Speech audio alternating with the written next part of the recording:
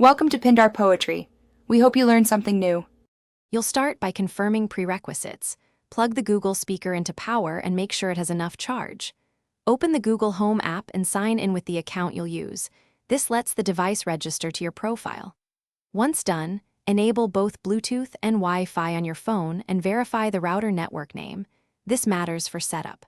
Now tap the plus in Home, choose Setup Device, and follow the on-screen prompts to detect your new speaker. This initiates device pairing and network assignment. After detection, you'll be asked to choose the Wi-Fi network. Enter the password carefully because a mistyped character stops the setup.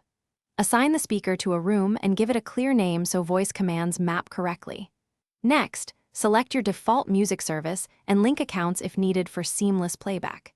Make sure to set up voice match so Google recognizes your voice. This personalizes results and secure access. Once finished, the app runs a quick test to confirm audio and cloud connectivity. To complete setup, run the audio test in the app and adjust speaker volume and equalizer to taste so music and alerts sound right. Make sure you install any firmware updates. They fix bugs and add stability. If pairing fails, restart the speaker and your router, then try again. Network negotiation often clears after a reboot. As a last resort, perform a factory reset and repeat the onboarding flow. This clears corrupted states.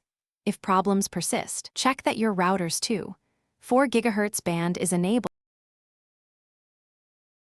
Thanks for watching.